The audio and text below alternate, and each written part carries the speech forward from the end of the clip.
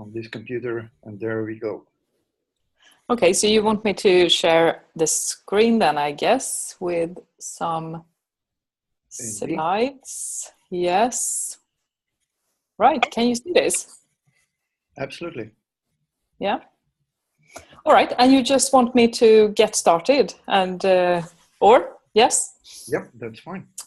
It says Malin and Jonas, but Jonas is, as you can see, not here because he is actually on holiday, and he had some arrangements that he could not change, and quite quickly it came on and about as well. So I'm going to be the representative of the Swedish chapter here, and I prepared a couple of slides to share, but for no reason, just just talking, please interrupt whenever. And then I prepared an agenda with some discussions towards the end.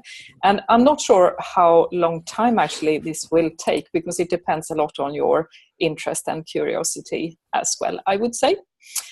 So if I crack on to show you the agenda, and please just shout out if you can't see those slides now, because then we will change something. So what I was going to start with was to share a little bit of the Swedish chapter work and what we do, and mainly focus on our conference that we hold every year. This year, 9 till 10 of November, Faciliteringsdagarna, and share some more about why we do that, what is the purpose, and how we go about doing that as well. And then the question that I would like some input from the rest of you on is how we can, as facilitators, contribute even more. And that is very much because that is the focus area for the Swedish chapter and has been so for quite a few years now. And I'm eager to learn what others are doing and to share also what we are doing so far. And hopefully to summarize some good ideas. So how does that sound? Perfect. Yeah, and you don't have to be muted if you don't want to, the rest of you, because we're not so many as well. So just, choose whenever you want to interact on this. Right, so Faciliteringsdagarna is a Swedish word for facilitation days. And Jonas Roth, who is the chairman of the Swedish chapter, and I started this in 2007. Before that, we had already, when we got our CPFs in 2005, started some networking in Sweden. But from 2007, we really kicked it off as a conference. And it has been all the time the aim to promote facilitation in Sweden. And we have always had like a global path when we are running those sessions. So we've had Martin, for example, visiting us, and we've tried to have as many CPFs events as possible connected to the facilitation days. So this is now the 10-year anniversary that we're going to have in Stockholm, and we are planning something really fantastic, we hope, because it is actually so fun that we are the same people and we are 10 years after doing the same thing, but also with a lot of new people coming in and coming on board. Okay. And the theme for the conference that we're having now, 2017, actually stems from what we did when Martin, for example, joined us in the EMENA conference 2015 in Stockholm. And at that point, we choose the theme Making Waves. And if you remember, if you think back 2 years ago, and at least in Sweden, the situation was chaotic. And we had more people coming into our borders than ever before. And Sweden is a country that is extremely, in my opinion at least, welcoming. And we try really to do our best to help, to integrate, and to take care. And we decided early on that in this conference, even if it was an IAF EMENA conference, we wanted to have the same theme. So I think we shocked some people by actually, instead of this traditional, more jolly, happy opening to the conference, we actually had a photographer who is a friend of one of our chapter members, who followed quite a few Syrians coming from Syria to Sweden and made a fantastic photo exhibition of their journey. So we wanted already from the start to wake facilitators up to that facilitation for us is far more than just post-it notes, and we really want to do things that helps and can contribute. So this has, since we got the Swedish chapter really going, been a huge thing for us to work with. How can we help? And we all help in different ways. I mean, we help us in our normal jobs as well. Of course, the Lawrencebergs company help, and the Move company that Jonas has and other companies, they help as well. But this we wanted to do together because we wanted to collaborate across boundaries as facilitators, as CPFs, regardless of what organization we originally come from or who we work for. So that is why the chapter has been an important vehicle for us to actually drive facilitation as a enabler to actually making better and good. So please interrupt whenever you want, because I can talk about this forever. So just let me know if you have any questions so far. Just shout out.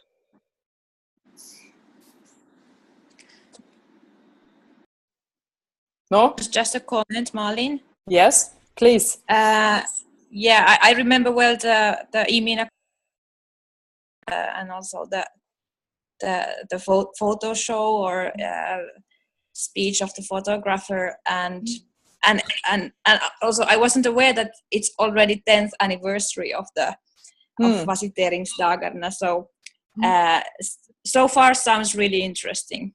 Okay, thank you. Okay, so I just crack on with a few more examples. And since since the EMENA conference 2015, we have done in the chapter quite a few different things. And one example that I wanted to share is something that I think I also wrote some piece of this that was published some time ago.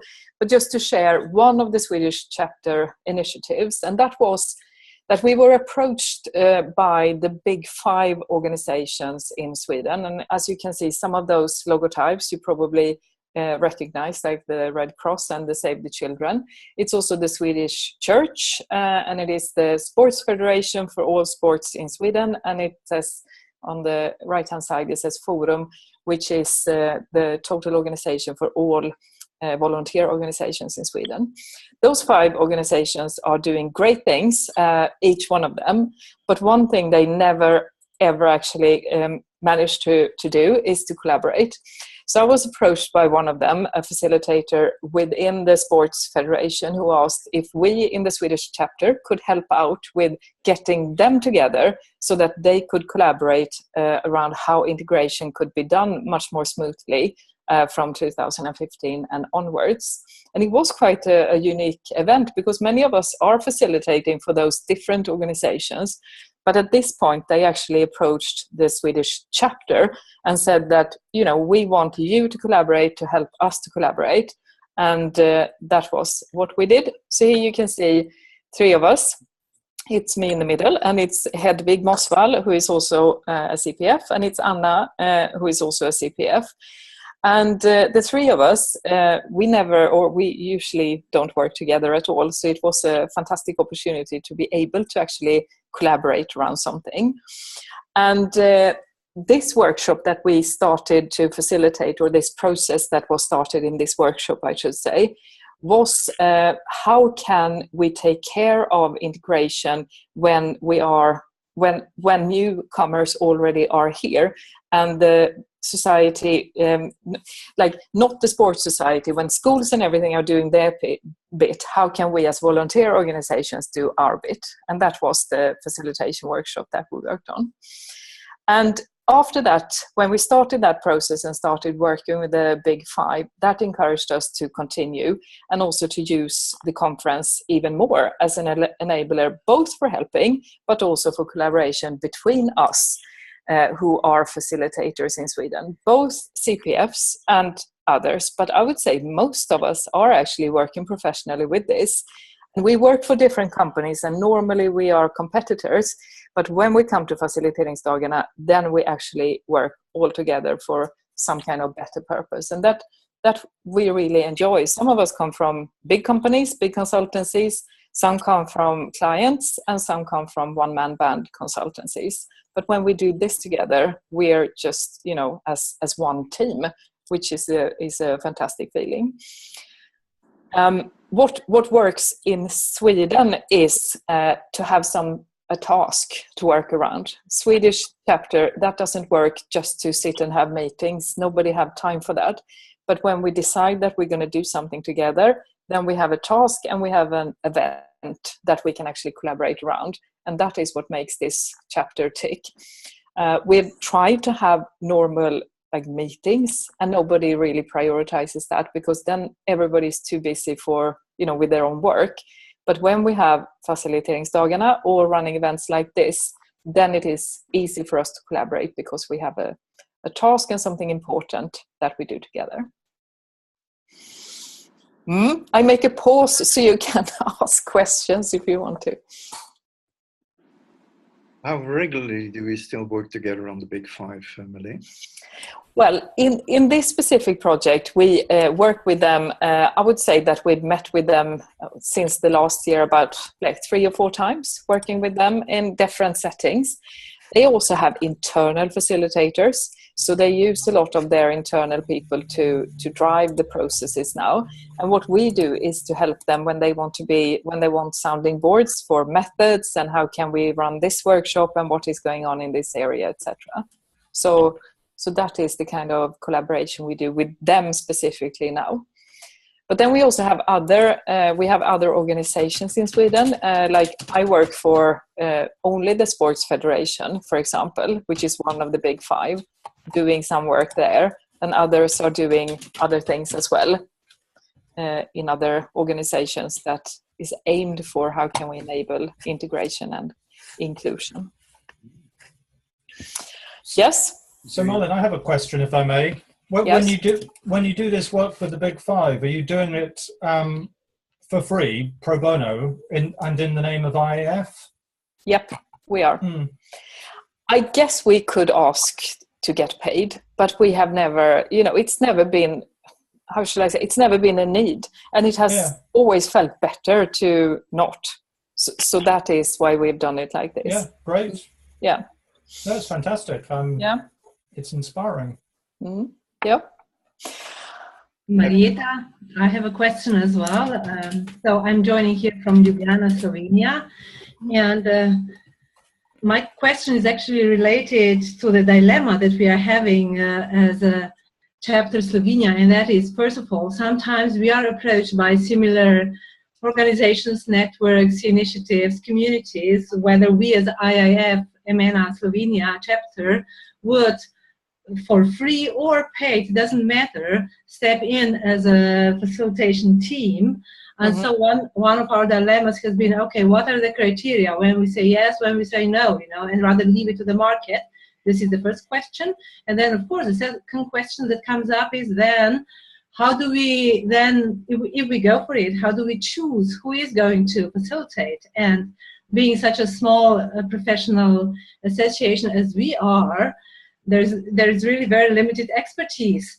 And in the end, it would be, the boards selecting kind of themselves or, others, how to bring some ethics to the selection process as well. So I would be interested in how you deal with the two of them, and I can then later share what we ended up deciding.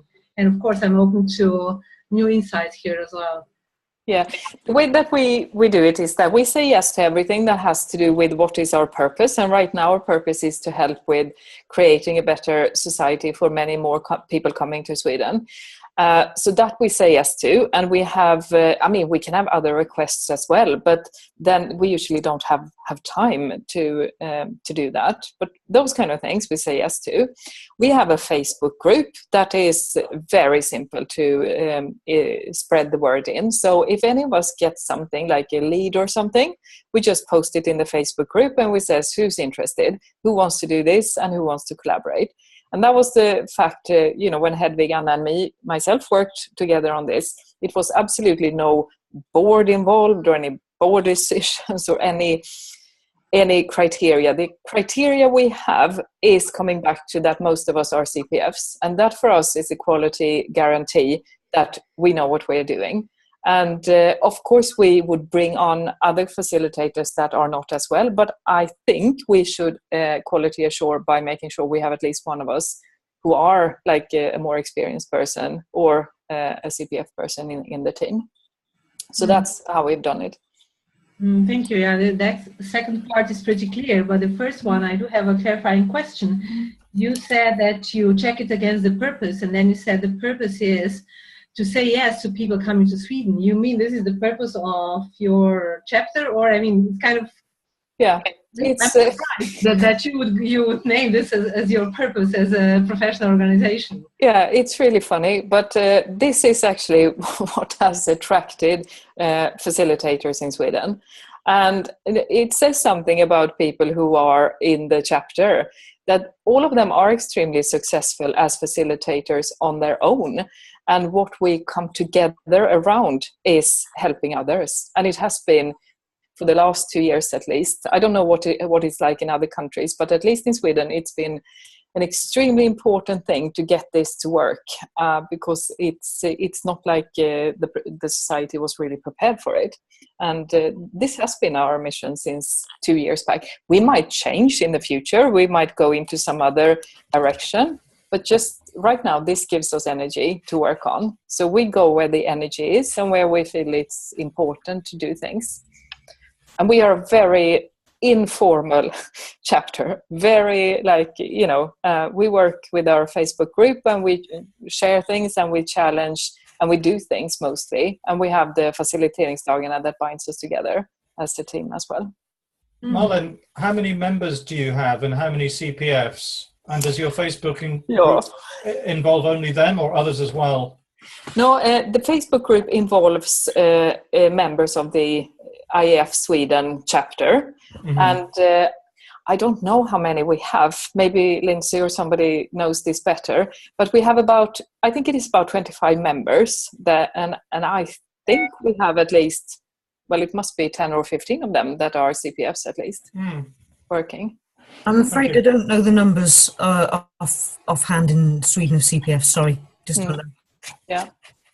Yeah, I can add as I don't know the number of members, but it has been raising a lot lately because there have been lots of new members coming into the Swedish chapter. So there's a clearly, as well as England and Wales, clearly a very positive trend. Thank you for the mention of England and Wales. Yeah. The two chapters continuously have, two blooming chapters from the membership point of view. Yeah. So I can move on to share a bit more about Faciliteringsdagarna this year. So you see a bit more how we are collaborating and what themes we are working on, because that also widens the scope a little bit on what we are doing and how the conference is being run as well. And then maybe we can have a discussion around that as well. So if I try to move to the next slide, we have our own logotype, as you can see, Faciliteringsdagarna, and we have our own website as well. And we do everything there when it comes to conference registration and stuff. And we have it in Swedish and in English. And we are sometimes running 2 conferences a year. This year we are running 1 conference because we want it to be the big event. To these conferences, we usually have, it could be, the lowest number I think we've ever had was 80 and up to 200 or 250. And it has depended a little bit on what theme we choose for the conference.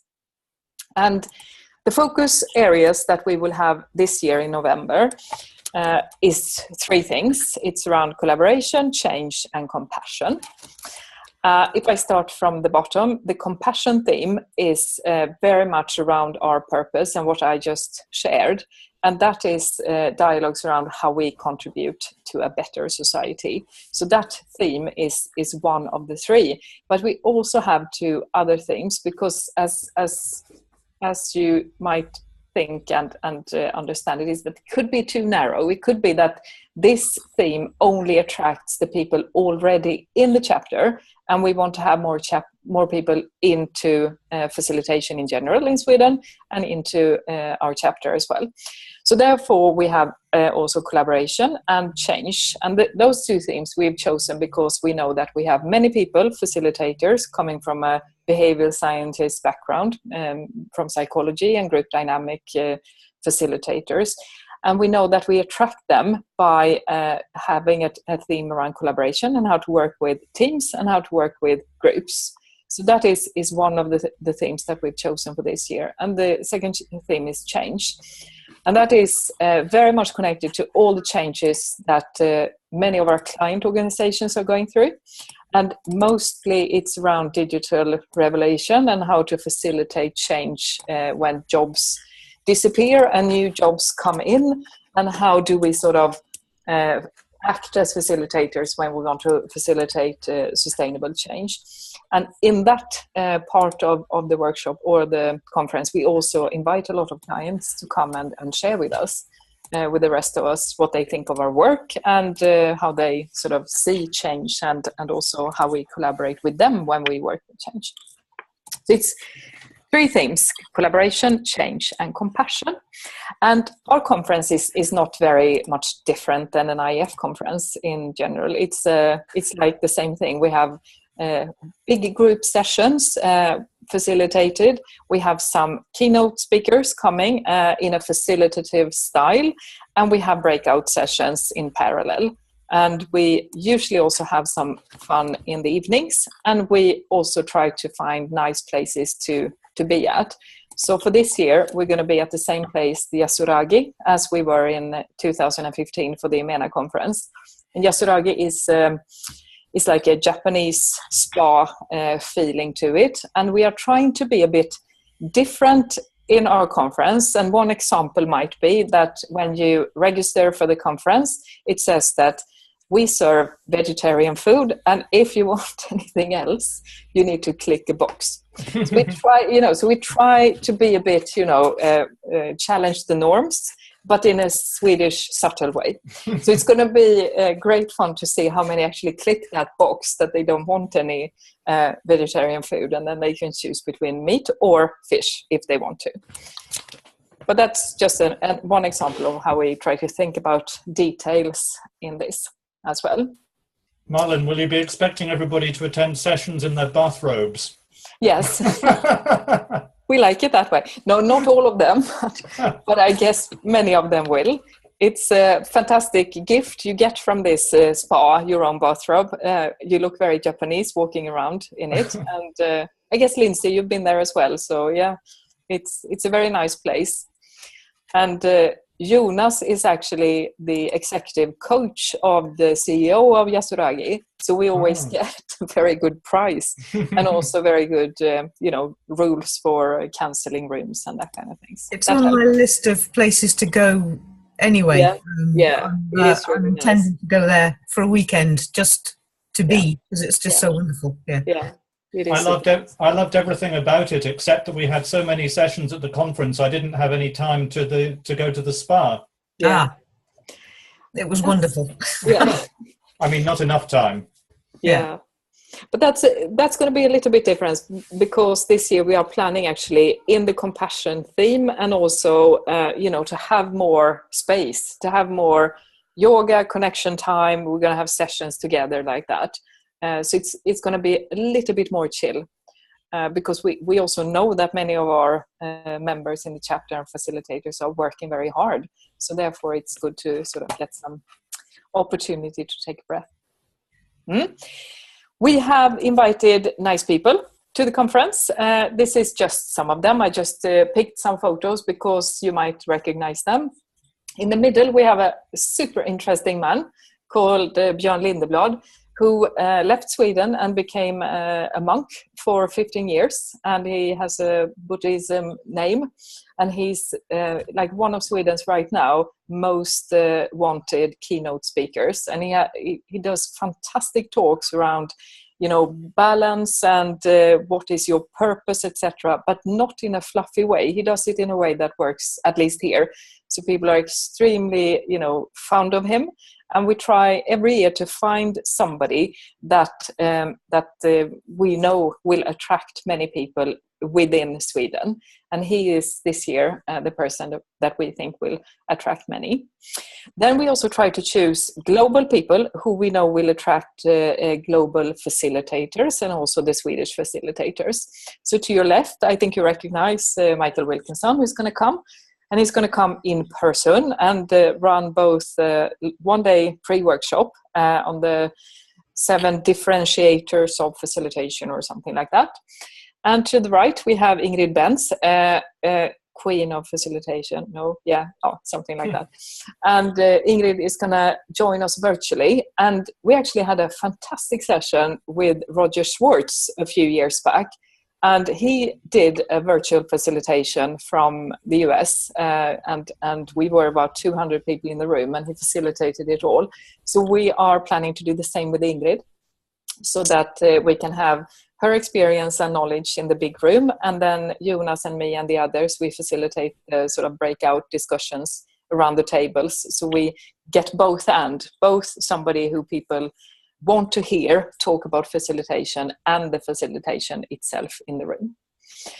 And to the right, I think you recognize a photo of Marie-Alice Arthur, and she's been with us for many, many years, almost every Faciliteringsdagarna she comes. We try to get her to know early on so she can travel close to Sweden, so the travel expenses are not too big when she arrives from New Zealand or wherever she is. So we hope that she's close by, because she's going to join us also and help out with the storytelling during the conference. Besides this, we also have, I don't know if you know Mikhail and Ludmila from Russia. Yep, they are coming, both of them as well. And then we were hoping to attract a certain Martin Gilbreth, but he's running different workshops in different parts of Europe.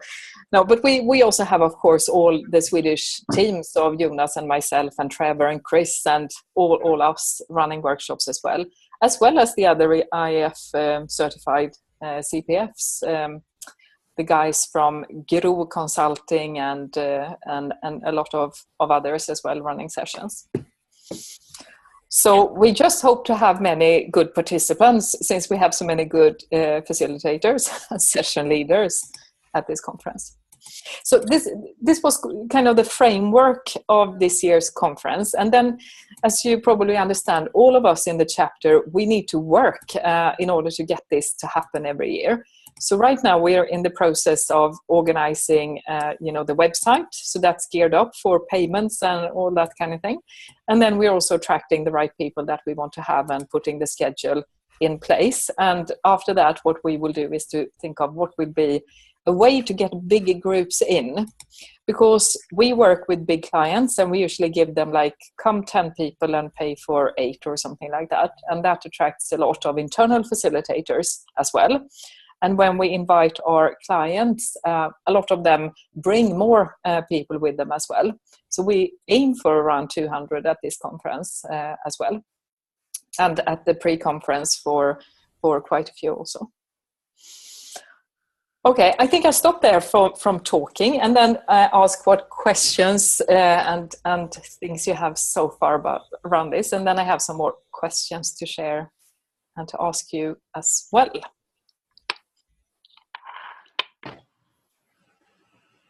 Marlin, is there any competition for an event like this? Do facilitators and people interested in facilitation in Sweden, do they have any other choices for the 200-person conference? Yeah, they do. We have one conference called Meeting Culture Days, something like that.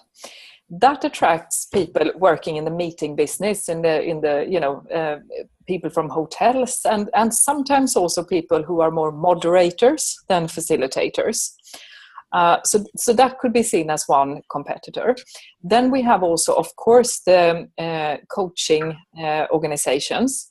We have both. We have EMCC, the European Mentoring and Coaching Counseling, something like that. And then we also have the ICF, it must be. And both of them are running conferences, but they are actually smaller than this one.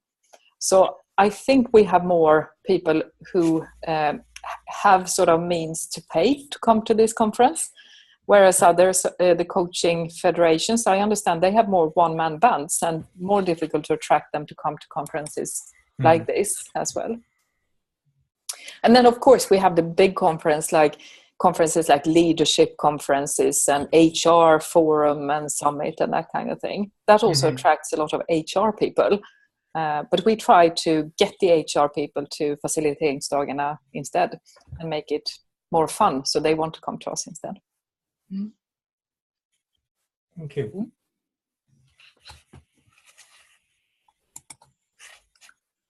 Any other reflections from you? My question is, how has this changed over the years as a conference, and maybe what have been your big learnings during the years that you have kind of, as a result, changed something in the conference? It is really important to have some famous people at your conference, because otherwise it becomes only a forum for already religious facilitators, and that it doesn't work to grow if you only have people known to the internal community of facilitators. So this year, for example, we have Björn Lindeblad. Before, we've had the best speaker in Sweden, that award-winning person, different every year, and they attract a lot of people, and then they come to us, and they understand what facilitation is, and then they come back, and next year they bring more people and more people. So a learning is to always have something that attracts people that are not already in, if you want to grow the business of facilitation. And because some of those new people will never come back, but many of them will actually come back and be more and more interested in facilitation as well. So that's one learning. And also to never be too narrow-minded. We usually have sessions on coaching, for example. Both Jonas and his MOVE crew and almost everybody in Lorensbergs are both certified facilitators and certified coaches by ICF or EMCC. And we've never been like, oh, no, we don't talk about that, or we don't do this. So we have been quite clear in separating that if you want to go to a session as a facilitator, understand more about the difference between coaching and facilitation, for example, then we have those sessions as well. So that also spreads out to bigger networks of professionals, even if they are not CPFs, but they might be certified coaches. And in that way, we could get them interested in facilitation instead when reaching out to them. So that has been a learning as well. Great, thank you. Mm-hmm. And I think a learning is that we actually really enjoy running this conference, the chapter members. We are around 10 of us in the inner core, working a lot with the design and how to make it work. And then the rest of the chapter members, they kind of turn up the weeks before and help out. But it works that way, and we have never said that, nah, if you don't work all in, or if you're not chosen into a committee or something, then you're not welcome. We've been very self-organized, always working with this. And I think that is also a winning strategy, not to force people to sign up for something. We have enough people to drive it, and then the other ones come in as well. Marlin, what's your financial model for the conference? Do you aim for it to break even, or do you try to make money, or do you have money to spend on it?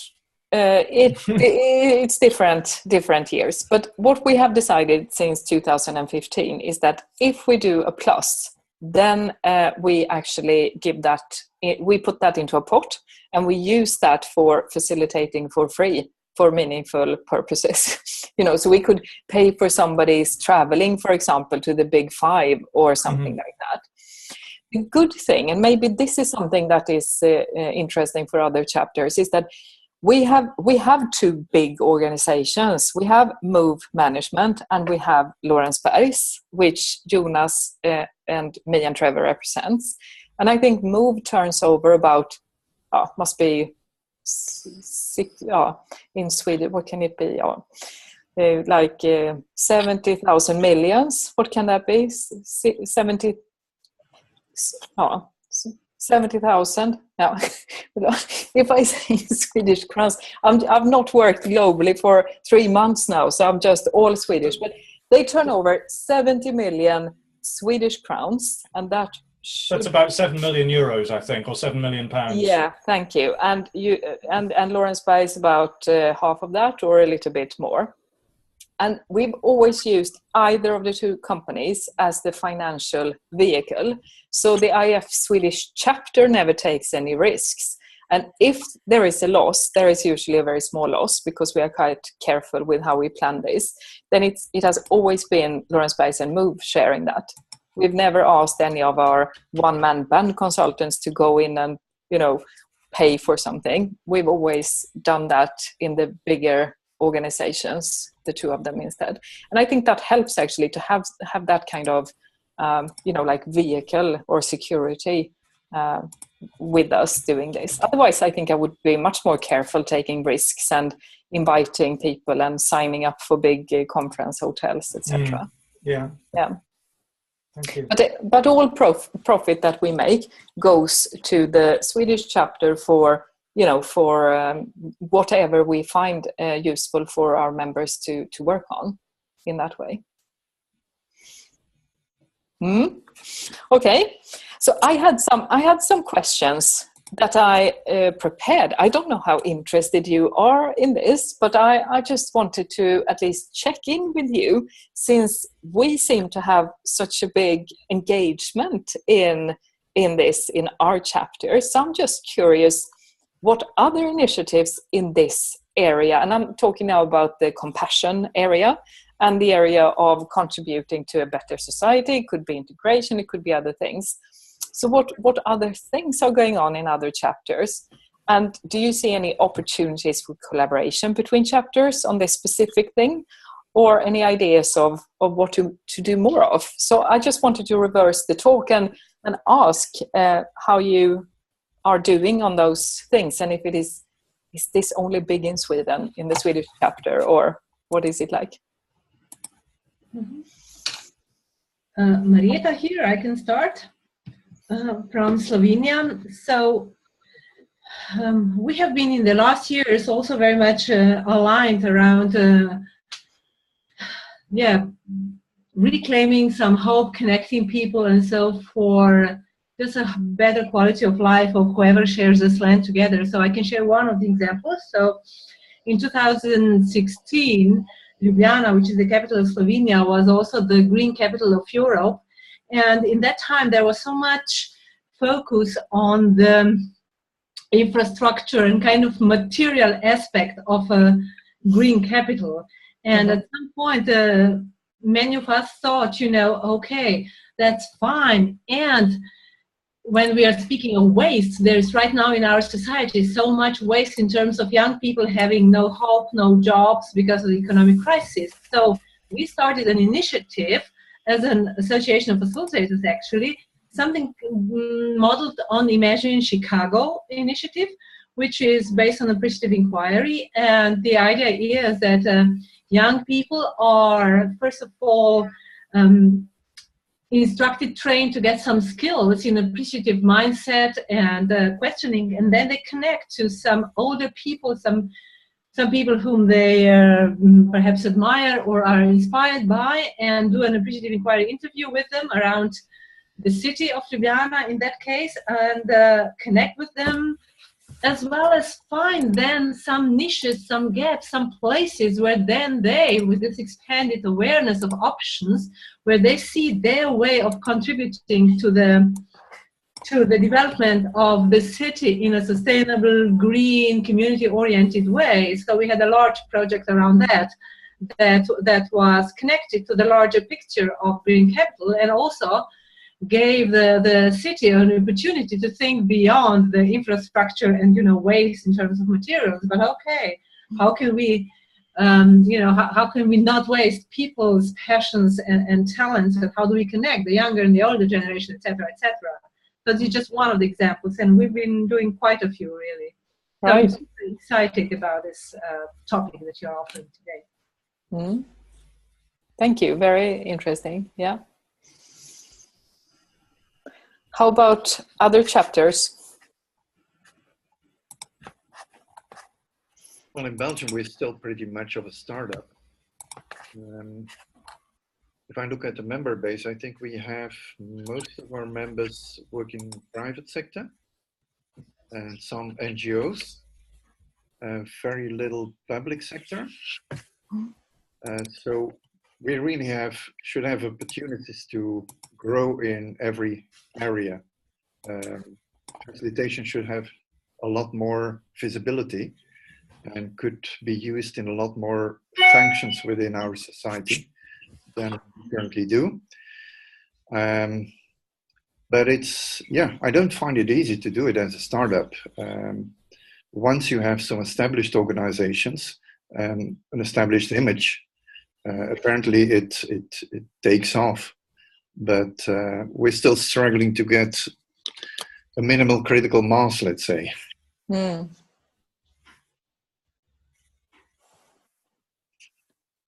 So we're trying to reach out to other facilitators first. And the main tool we use is our meetup group. Over 200 members.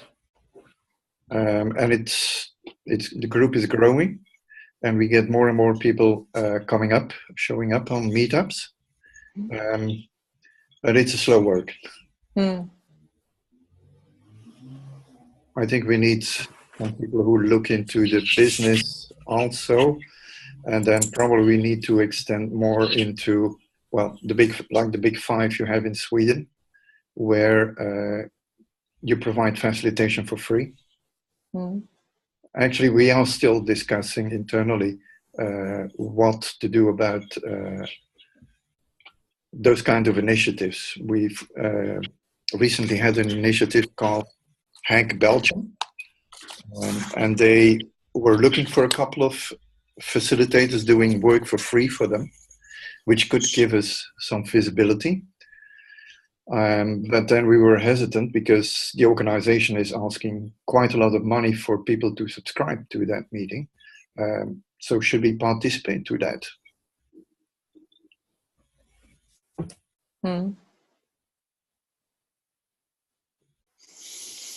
And what about the EMENA conference in Paris? Because unfortunately, I've not been very well read about the themes so far. But do we see any themes there around these kind of things that we seem to be eager to work on in Sweden?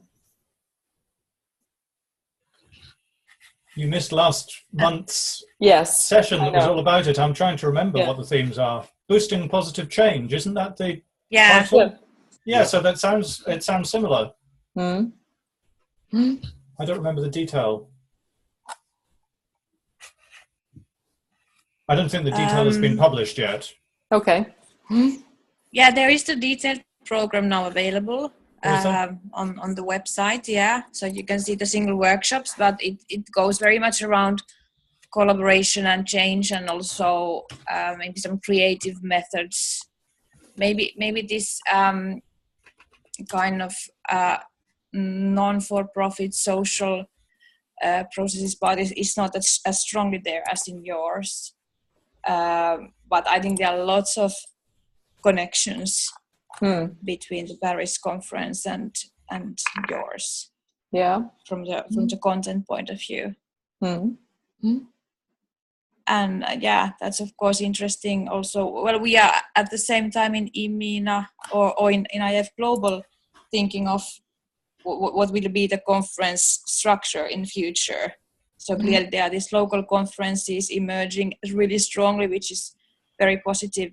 There was a couple of weeks ago the yearly Netherlands conference. Now this year for the second time there will be the IAF Italy conference. Also Poland is very active. So this also they are kind of competing in a certain way. So people choose where to go, but also there are of course definitely opportunities for also between the local conferences. Opportunities for collaboration. For example, I was contacted lately by IAF Poland asking regarding, as they are doing it during the International Facilitation Week, regarding what are others doing, because they would love to collaborate and make bridges with other chapters as well. Yeah. So I think there are lots of opportunities to be kind of captured. To collaborate, yeah. Yeah. Very good.